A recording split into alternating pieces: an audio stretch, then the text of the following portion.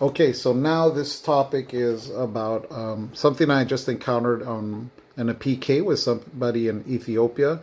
Um, he was amazed. He said, "You get $200 for 20K?"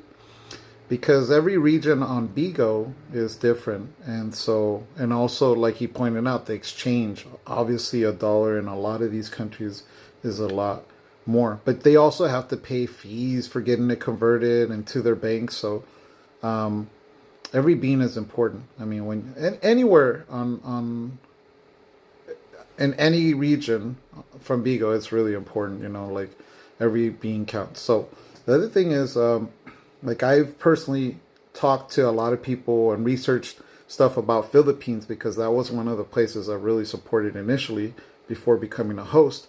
I would look at the tiers. They wouldn't tell me straight out. I'm like, all right, so for how many months? Does it keep going every single month? Do they just keep pushing you 3K and then 6K? What's this agency stuff?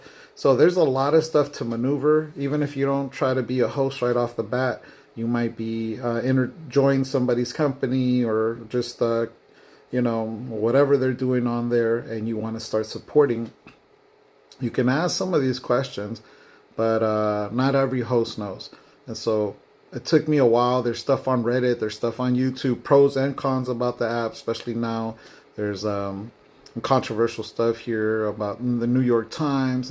But this is not exclusive to Bigo. This is happening on a lot of apps. Like I talked to one mechanic, and he's like, "Oh yeah, I've live streamed on, selling hot rods, and oh yeah, he knew right away what we were talking about because you go to different sites and adults are doing all sorts of stuff on these things, and things that are not appropriate, things that are illegal."